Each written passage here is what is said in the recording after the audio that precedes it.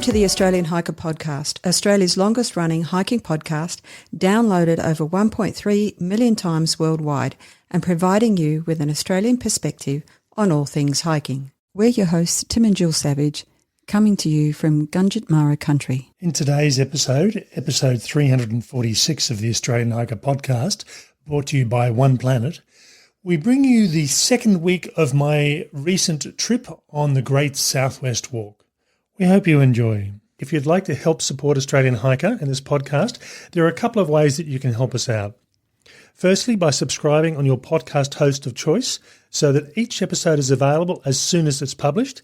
And if you have the opportunity, leave us a 5-star review. Another way to support us is go to the Australian Hiker website at www.australianhiker.com.au and click on the supporters page and buy us a coffee. You can do a one-off donation or become a monthly supporter. All donations are greatly appreciated and help us to continue producing this podcast and blog. Now let's get on to today's episode.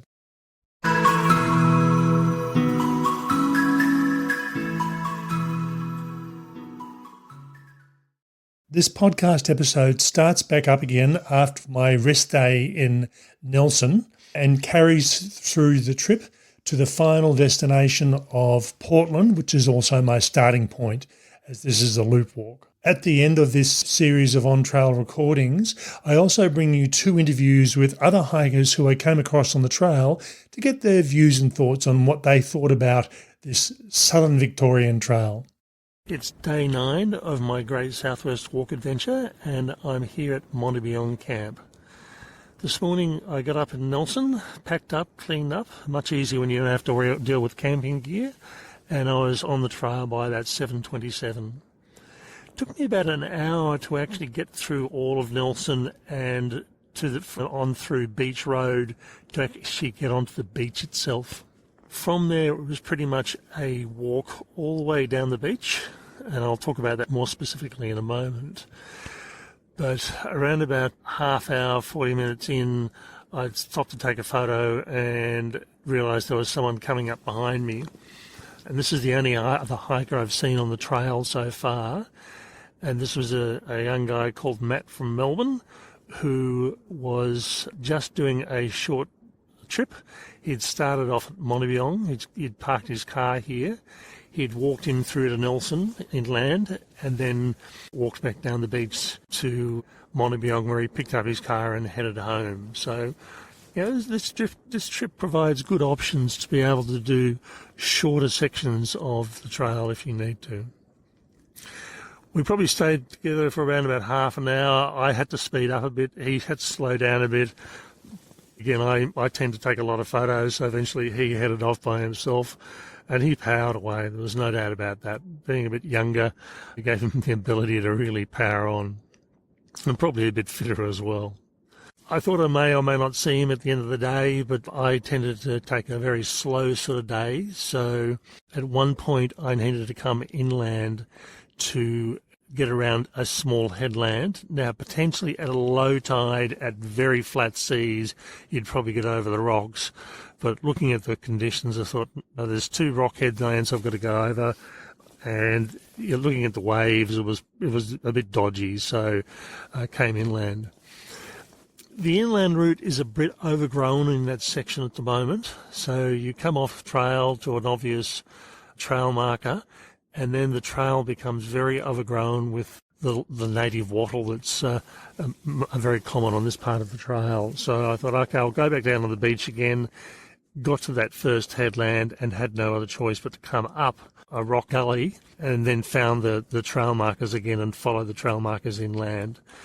And that continued on until I got past Noble Rocks, which is the second of the headland areas. But it was, as I said, very overgrown.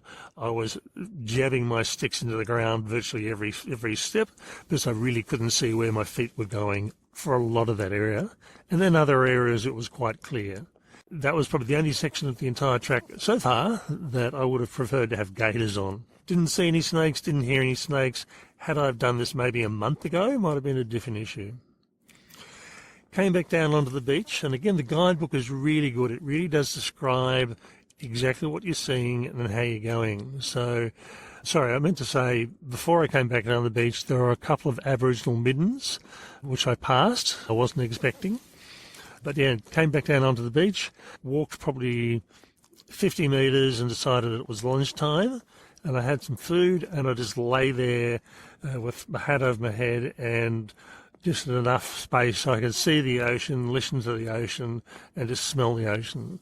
And for me, the ocean is my happy place, and combine that with walking and it does really well.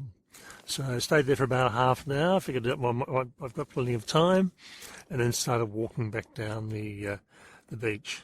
Around about a kilometre down the beach, I came to the inland alternate route, and as I said, decided just to keep on going. Now, walking down the beach is fairly simple. It's flat, it's easy, it's quicker. I was able to walk on firm sand for the entire day, with a couple of rare exceptions where the water came up high and I had to sort of change direction, get up to the softer sand and then follow back down into the harder sand when the water receded. Where it got a bit confusing for me was exactly where the next turn-off point was, and that because there are a couple of rock outcrops along the beach, not big enough that you have to go inland, but they're fairly obvious rock outcrops. And I'm thinking, is this where I'm supposed to turn? Have I gone past the turn-off point? It's one of the little capes, and I think it's Cape, and again, excuse the pronunciation, I think it's Cape Molyneux that I've got to turn in at. And when I got towards that, it was really obvious that that was the turning point. And again, you really couldn't go past that in higher water. And I did reach high tide about 1 o'clock, and then the water started receding after that. But yeah, at no stage, if it had have been big rough seas and storm and on an onshore wind, that's when you potentially would have an issue. There looked like there was a trail that had been marked up on the top of the dunes over the years. Now, that would be a bit softer and a bit harder walking, but at no stage did I ever need to use that. But certainly if the tide was high and the winds were really blowing into the shore, you may have no other option. Coming inland, I met a couple of tourists who were just coming down to the beach from the car park, and I then walked my way inland to the campground. The campground felt a bit odd and I couldn't work out why, and I realised after a little while there are no eucalypts. This was all wattle, very different vegetation on this one because it is very close to the coast, but also very few gum trees or eucalypts that close to the coast. I did meet that couple I did meet said, oh yeah, you should go up to have a look at Lake Monabillong, and I decided not to because I really was very tired at this stage. And so I just opted to stay in camp, get set up, have dinner, and it was fairly tiring day's walk, even though it wasn't from my perspective a difficult day's walk. Once I'd actually had dinner, set up a tent, got myself all packed up, and just as the sun started to go down, I got inside the tent, which would have been around about 5:30ish. It was still light, but the sun had dropped down below the horizon or the trees at that point. And this is where I am at the moment. It's still fairly light. In fact, there's a 3/4 moon tonight, and it's coming out fairly early, so it's almost like it was getting brighter rather than darker. So that's pretty much it for today. I will head off to bed and talk to you tomorrow. Today is day 10, and today I travelled from Monabillong Camp to Swan Lake Camp. And distance-wise, it wasn't supposed to be a big day. And in fact, it wasn't. It was 16.5 kilometres. Having said that, though, it took me just over 8 hours to get here. Now, that was for two reasons. One, I was dawdling a bit. I was taking lots of photos a couple of times a day, particularly lunch. I'd just lie there for about 20 minutes and just watch and listen and smell the ocean. So even having said that probably would have accounted for maybe 40 minutes, but the rest of it was to do with the conditions itself. Yesterday, high tide was slightly later, and it was also slightly shallower as well, whereas today the high tide was around about 50 centimetres higher. In addition, there was a bit more offshore winds pushing into the coast, and as a result, I was finding that I probably have never run so much in the last 10 years. I was walking along thinking, I always keep an eye on the ocean, and then all of a sudden you could see there was a wave coming up fairly quickly. And in most cases, I'd sort of run 10, 15 metres and it would just slow down and stop and then recede. First time it happened, I miscalculated, and as a result, I've got slightly wet shoes and one wet sock. But the rest of the day, I managed to keep myself out of that water. And in fact, there was one instance this afternoon, a couple of hours after high tide, so the water should have been going out, where I had to actually run and then jump onto a small sand platform where the water had been chipped away by, or the sand had been chipped away by the water. And if I had not stepped up or jumped up onto that, what would have happened would have got wet up to about the knees. So the sand was also a bit softer as well, and you can see partly this was because the water was coming up quite a way up the beach, so it was impossible to get it into the really good sand. And even when it was firm rather than hard.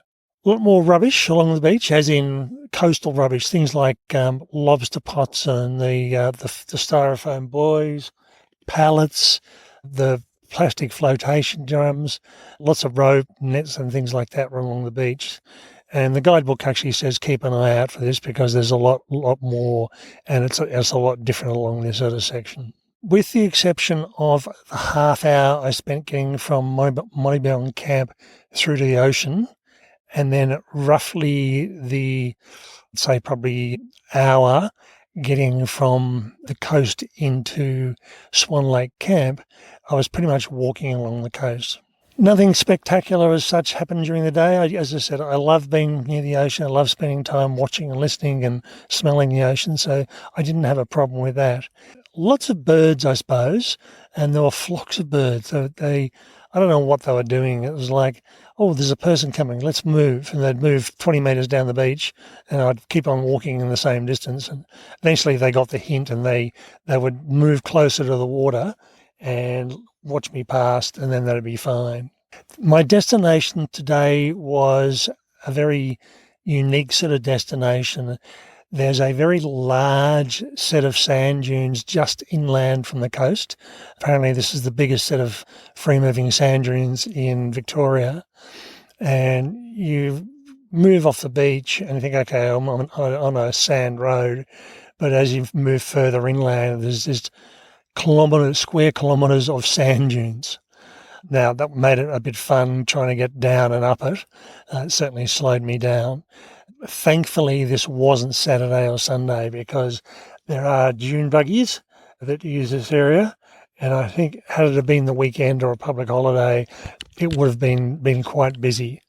So I was lucky it was a Tuesday afternoon, no one around. But apparently this is also an area used by the commercial pipi fishermen. So I'm guessing that they're not supposed to, well, none of them are supposed to go onto the beach, but there've very definitely been vehicles on the beach. And you're supposed to park their vehicles just inland, just short of the beach, and there was just no one there. Whether the commercial fishermen had been and gone, I'll find out tomorrow because I've got to go back the same way. But it was interesting. Long way in. I think it was 1.9 kilometres to get to the campsite. Pretty much I walked all the way through the dunes, got to the campsite, and it's really lovely if you are taking the inland route because you start from the campsite. Whereas in my case, I've got to walk tomorrow back to the coast and then start walking up the beach again. And that's the entire day. So I've got about 15 and a half kilometres walking on sand, and the rest of it's just walking inland to the next campsite and also walking from Swan Lake campsite down to the beach. The guidebook says this is a very shaly, a bit bare campsite, and in all honesty it's not too bad. The only time I've had problems getting tent pegs into the ground was at the very first campsite, which was Cubby's campsite. I'm using, in most cases, a hook peg, and if you can't get those in the ground, you've got a problem. But I did struggle with that first campsite. The rest of the campsites, including this one, not a problem. Managed to do that without any problem. Following a group of two people, I'm assuming a couple from Sydney, and they did the inland section today, which is what I was going to do. But what ended up happening with that was I was going to be doing the inland section, and to make up time, doing 2 sections the following couple of days, which would have given me 29 kilometres. Now, given a lot of that would have been on beach, and it's taken me 16.5 kilometres in 8 hours, I would have needed to start at 5 o'clock in the morning and probably go through till about 7 o'clock at night. So I think it was my reason for pulling the pin was more so I didn't think I could do the distance. And in all honesty, I think that's the case at the moment. As I get my fitness back, as I lose some more weight, I think it'll be different. But I just didn't want to go through and chance it. So as a result, I will be catching up with this other couple, should be tomorrow. Unless they're skipping a camp, I should meet them tomorrow night at the campsite, and they will be camping at the inland campsite tomorrow, and then we'll be meeting to the same campsite as our destination. So I'll soon find out. We've both got roughly the same distance. I'm on beach, they're inland. There's pros and cons of both. But we should arrive, give or take, roughly the same sort of time, although it wouldn't surprise me if they get there first, only because the sand is a bit slower to deal with. So I'm in my tent at the moment. It is 6:10, and I'm tired, but last night I was really shattered. But today I'm not too bad. So I've just got this recording to do and a Facebook post, and otherwise I will then head to bed. I tried to call my wife. I had good signal as far as text messaging earlier on today, but it's pretty much a low level, pretty broad cloud cover at the moment, and I think that's impacted on the actual signal itself. So I think it's going to be one of those things where I'll either get a signal or not. Tomorrow morning should be better, so I should be able to get hold of her then. She can certainly follow my Garmin. She knows where I am, so that's not a problem. And I still can send satellite messages through the Telstra network. But, sometimes having a conversation backwards and forwards between text messages isn't my favourite thing. One Planet is an Australian-owned outdoor company dedicated to local manufacturing. Established in 1979, they specialise in lightweight equipment for bushwalking and travel, focusing on backpacks, sleeping bags, tents and apparel. One Planet Down sleeping bags are filled to order in Melbourne usually the next day, and they are temperature rated in accordance with international standards for both males and females. Each style has multiple sizes and temperature options. The Cocoon, Sonder and Bungle series are the all-rounders.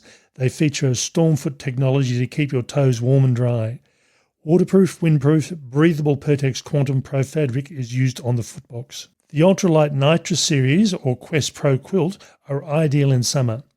The Alpine and winter options use waterproof outer fabric as the conditions dictate. There is the best-selling Bushlight series or the new Rumour model, which also has technically advanced welded seams. The Winterlight is their Expedition Warmth model.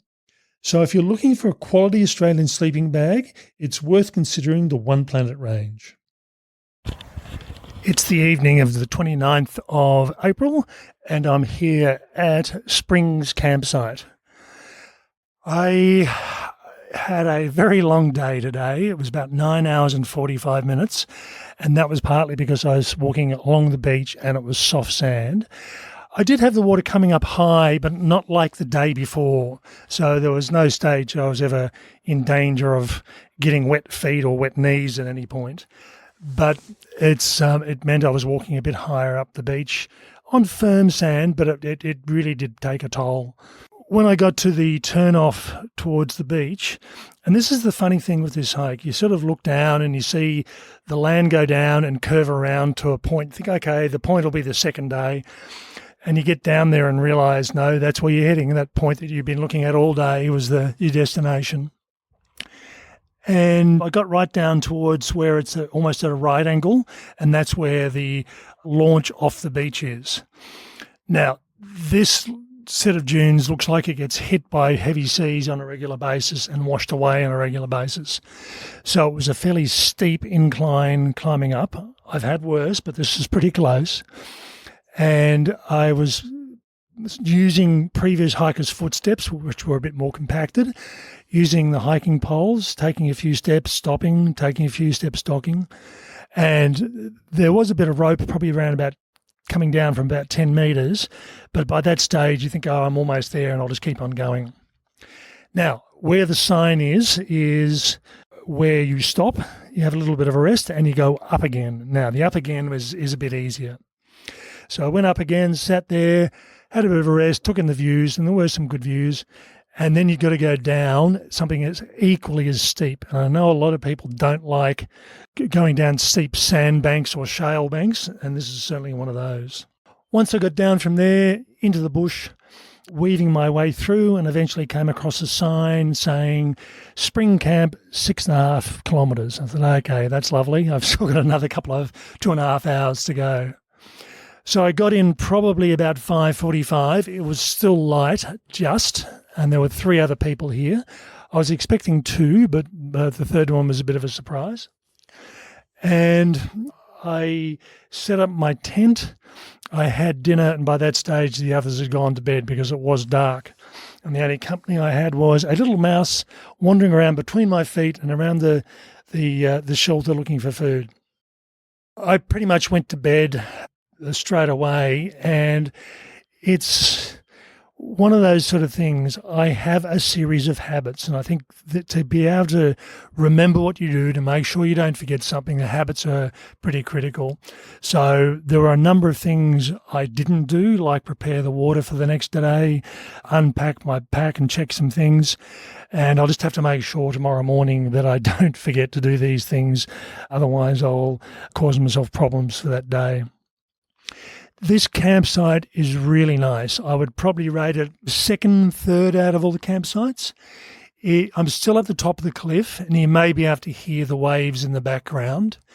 You come down, start coming down, and all of a sudden you get this little gully that runs inland, and it's really sheltered from the winds. It's a nice grassy sort of site. It's really pleasant. And certainly as I'm lying here in bed, you just can't feel the cold like I have done the last few nights. So whereas the last 4 or 5 nights I've gone to bed with my pants on, tonight I didn't need to because I would have been too hot. So lovely site, well worth it. Now, for the day itself, I will make recommendations in the Recommendations versus Expectations podcast, which will be released after this one. And one of them is to do the inland walk and take an extra day, because today was really, really hard. In fact, it's probably the hardest day of the trip. Okay, that is all for me. Talk to you later. Good evening. It's 6:16. I'm at Truwalla Campground, which is my second last campground for the trip. Tomorrow we travel to Mallee Campground, and then on the day after that it's into Portland to finish the trip. Today was a shortish trip. We had 2 different figures. The book said 17 kilometres. The signage at the last campground, at Springs Campground, said 15. It was closer to 17. So it took a bit longer, but not too much. Highlight of today was the fact that we had lunch along the way, stopped in at a cafe, and it was really good food, really good value. People even had showers in one of the public facilities, and a walk along the beach before cutting inland. The other thing we got to see was the seal colony. Now, the seal colony itself, the official platform, there was basically just a batch of fat and happy adults sunning themselves. But as you got closer into town, there was just pups and everyone playing along the shorelines. There was probably more benefit staying closer to the town than walking the 3 kilometres out to the actual lookout site itself. Much easier day today than yesterday. Even though there was beach walking, the beach was facing a totally different direction and the waves are nowhere near as big. And again, you may hear the waves in the background because we can certainly hear them from here. Temperature-wise, wasn't too bad, but again, tomorrow is in the high 20s. So it's going to be a hot day, so thankfully only 15 kilometres, so hoping to finish that off easier or earlier than having to get the heat in the real afternoon. So I got away late this morning, at probably just on 8:30. I'll try as best as I can to get away at 7:30 tomorrow. And given 15 kilometres at 3 kilometres an hour, that's 5 hours. So what have we got? 7:30, 8, 9, 10, 11, 12:30, maybe 1 o'clock if we get into camp. Avoid the heat from the afternoon. So tonight there's 4 of us, as the same as last night. And this campsite's a bit of a weird one. It's, again, a coastal campsite, very similar to yesterday and the day before. No gum trees, or very few. I can see some in the distance, but they're pretty minimal.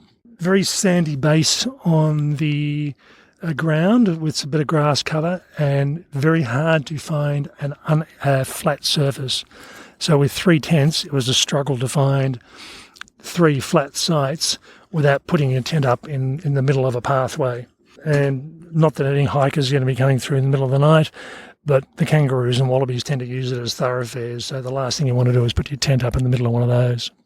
So looking forward till tomorrow. And now if we're organised, there's another cafe close by on the way to our next campsite, which is Mallee Campsite. And if we get there between 11 and 2, it's open.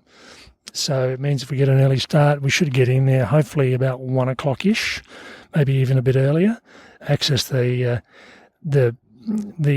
food, and then push on that last little bit to the campsite. It was pretty much the same today. I stopped for about an hour at the cafe, had a really nice meal, something to drink, just a bit of a relax before moving on. Okay, talk to you later. So I'm here at Mallee Campground, having made my way from Trewella Campground this morning. Today in the guidebook was listed as possibly one of the easiest days on trail, and I think there's a general consensus that that's not the case. We got up to around about 27 degrees today, so it was pretty hot, but not an overly long day. I think I left camp around about 8 o'clock. By the time I got here, it was just after 2:30, so it wasn't too bad. I could have certainly got here a lot quicker than that, but I stopped at the cafe at the lighthouse and had lunch, and that was about an hour and 10 minutes overall. But I just felt that I needed a bit of sustenance and a bit of something to drink before I pushed on. One of the things that impacts me is the heat. And I found today, as I said, got up to around about 27, 28 degrees, and it just knocks me around. So I was taking a lot more breaks than I would have expected. One of the comments I'd make with this is we started off with a beach walk this morning, and the beach itself, while it was fine, we managed to avoid the waves here and there, but it's like a few other entries or exits off the beach. It's really hard to find the exits. Now, probably the logical thing to do is go as far as you possibly can before you think can't go any further, and generally the exit's there. But one of the reasons for the issue with finding these exits is these beaches take a pounding, and you can see the waves actually go right up to the dunes in most cases. So it's the sort of thing that they'll be having to replace the posts on the beach virtually on a regular basis. But yeah, I was getting ready to scramble up a very steep sandy slope, and thankfully managed to find the exit that the 3 others before me had found, and then make my way up to the top of the headland. That was a hard slog. It was just up and up and up and up before I thought I'll take a break, and then it was up a bit more again, and then there was a seat on the top of the headland. From there, it wasn't too bad. It was undulating terrain throughout, mainly native bushland. Got to the lighthouse, and the lighthouse was quite funny. I thought, there's the lighthouse. It'll take me 10 minutes to get there, and 45 minutes later, I'm still going, because by the time you get around some of the ravines and the cuts into the cliff, you're travelling longer than you actually thought. But I did arrive roughly around about 10 to 1, which I was happy with, and had quite a good meal. So these little cafes do a really good job of the meals, and The times on the internet aren't always accurate, and when I talked to the owner, she said, because there's been so many owners over the years or so many managers, they've lost control of some of the websites, and they actually open from 10 until 4:30, whereas the book said 11 until 2, so it was a bit of a race on to get there before it actually shut. One more day to go, so we're here at Mallee Campground, and apparently possums are an issue, so we'll soon find out. The recommendation is to put everything in your tent because they'll have a go at everything and anything, so we'll find that out tonight. And then tomorrow into Portland, which is supposed to take roughly around about 8 to 9 hours. It's about 22.3 kilometres, I think, is the distance. So looking forward to that. The temperature tonight is supposed to be 18 degrees, so I think I'm going to be sleeping with the sleeping bag just over the top of me. Okay, that's it. Day 14, I'm here at Portland at the Trailhead, and actually I've just gone back to my hotel room to do the last recording. There was supposed to be rainfall roughly around about 4 o'clock this afternoon, so I've still got a bit of time to get there. But what I was getting, particularly walking into Portland, was the winds were picking up and they were quite strong. So, like probably most people would have stayed out in the open to do this last recording. Today was a long day. It was around about 22 kilometres in total. I was expecting it to take a bit longer than I did. I sort of just got into the groove of things by the middle of the day. And certainly as I was getting back towards Portland and going through the industrial area, I was actually walking through Portland itself, through the industrial area and into the streets of Portland itself. Walked past the aluminium smelter, walked past the chip mill for the wood chip. I walked past the sewage farm, and it was pretty obvious what it was, ignoring the signs, but the smell was pretty bad. And I also had good cloud for most of the day. It wasn't heavy, but it was certainly a bit of cloud cover, and that included a couple of bits of rain. So I had, by the time I got my rain jacket out of my pack, put it on, walked about 10 metres, the rain had stopped. But it was heavy enough when it was raining that I needed to have the jacket on. Otherwise, I was potentially going to get saturated.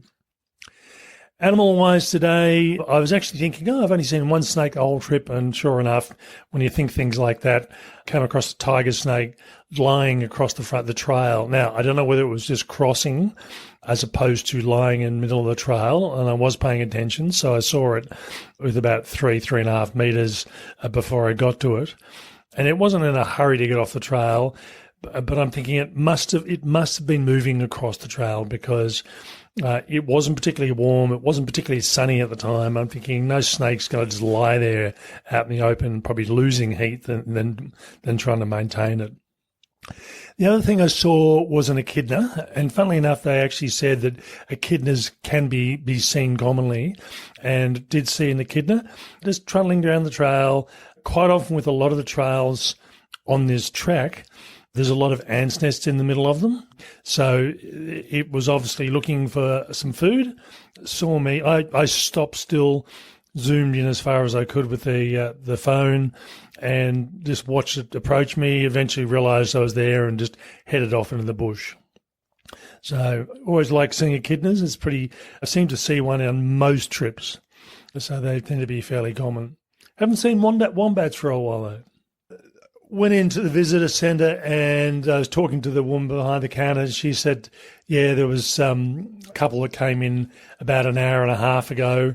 So everyone beat me in, which is not unexpected.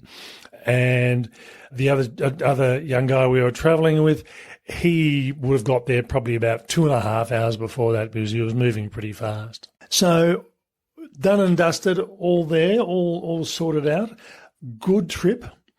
Did really enjoy it. And as I said at the start of this podcast or at the start of this series, this was a test walk for me to see how I'd potentially go doing the Hyson Trail later on this year.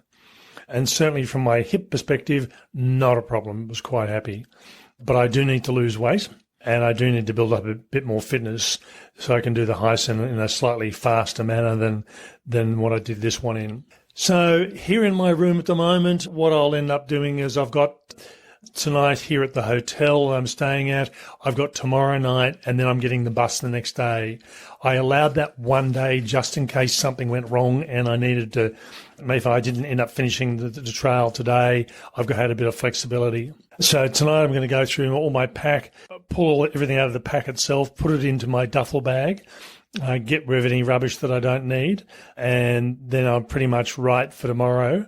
One thing I will look for is a laundry mat tomorrow morning, just so I can go through and wash all my clothes, because my hiking clothes fit me better than the pair I came down with. I have lost weight, there's no doubt about that, and the pants I came down with are a bit baggy now.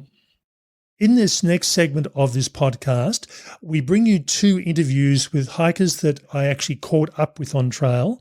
For most of this trip, I was travelling a day behind them, but due to a change in my plans, I managed to catch up with them and just to get their input on what they thought about this great little trail. So what I'll do is I'll just ask them to introduce their name and, if they're happy, their age as well, and we'll just talk a bit about the trip in general. Hello, I'm Eo, I'm 25. Yeah, last night of the trip. So why did you decide to do this track? I was reading a blog by a hiker. She's a park ranger who lives on Norfolk Island. She runs a really great blog called Melly Takes a Walk, which I highly recommend. She was talking about this walk. I'd then read a bit more about it and thought that it sounded like something really nice. I did the Great Ocean Walk a few months ago and thought that was great, but I'd love to do something a little longer, so this felt really perfect. Okay, so we've got one more day to go, but how have you found the trip so far? I've really loved it. I've loved the variety of landscapes. I think has been really fantastic, going from forest to river to beaches to cliff tops. There's been so much wildlife that we've gotten to see every day. So I've really enjoyed that aspect of things. Okay, and if you had to identify one thing that you thought this is really amazing, is there anything you can identify? I think getting to hike along the Glenelg River was really special. There were points where you'd take a break and sit alongside it, and you could actually sort of you can see why Indigenous people in this area have found that river to be really sacred. It's got a really beautiful energy to it, and you can just sit there and observe the wildlife. And even when you're just hiking and moving along it, the breeze that comes off it is beautiful. It looks spectacular. I think those few days that we spent hiking along there were just really quite astonishing. Okay, and any negatives from your perspective? I think some of the campsites have potentially been a little small or cramped. Not all of the spots where you can put your tent ideal. There's been a couple of, I would say that the track has been pretty well marked overall throughout, but there's been a couple of points where it's a little confusing, although given that the walk is mostly sort of looked after by volunteers, you've got to give a bit of leeway there, but that's maybe something they could improve on. And that's some of the beach sections, is it? Yeah. Well, I'm not a huge fan of beach hiking. Just doing it with a heavy pack is not really my thing, but I think this week in particular, the tides weren't exactly in our favor when we were on the beach. So maybe if you pick your times better, it's a bit more of an enjoyable experience on the beach. And if you can think about it, do you have a favourite campsite? Probably Patterson's. That was really lovely, camping alongside the river. Okay, and that's one of the ones in the book they say it's pretty amazing, so that's good. Now, one final question. Where's your next great hiking adventure? I'm not 100% sure yet, but it's looking like I'm going to be going to Crete later in the year, and I'm planning on doing a bit of hiking there because I want to save some money if I'm going to Greece during the high season. So I think I'll be doing that, but next year I'll be doing the Scottish National Trail, and that's pretty much locked in, so that'll be a big one. Okay, that's great. So we've been talking with Eo. Thanks for giving us your time. Thank you very much. It's been lovely hiking with you, Tim. Okay, now, So next we're going to talk with Lynn, who's travelling with her husband, and they also joined me, I suppose, or I joined them at the same sort of time. So all of a sudden I was travelling by myself, and then there was 4 people at a camp. So thanks for taking the time to chat with us. Thank you. Okay, so if you'd like to just tell us a bit about yourself, if you're happy your age, and why you are doing this trail. Right. Well, I'm 68. And I heard about this trail from some hikers when I was doing the Larapinta, and they were raving about it, and it's been on my list to do for quite a while, and we've finally found the time to do some training and to do it. And you're from Sydney? Sydney, yeah, from Sydney, New South Wales, yep. Okay. Now, so far, I know we've still got a day, so a lot can happen tomorrow, but what's been your favourite part of the trip so far? Oh, well, I've got to say the Glenelg River was just really special, but I've also really enjoyed the cliff walks. That's been really lovely. Mm. Not afraid of heights at all on some of them? No, but some of them were getting a bit scary today with the wind blowing offshore and walking very close to the cliff. Okay. Now, is there anything from a negative you haven't liked about the trip? Not really, no. I've been really impressed with the campgrounds and the way they're maintained. The only problem we've sort of had is coming off the beaches, finding the red arrows which mark the way to go. And the 3 times we've left beaches to go inland, it's been a bit confusing. But other than that, it's been fantastic. Okay. And do you have a favourite campsite? Oh, I really liked Moleside. That was lovely. Like the ones near the beach, like hearing the water, which has been lovely too. Mm. Okay. Where's your next great hiking adventure to?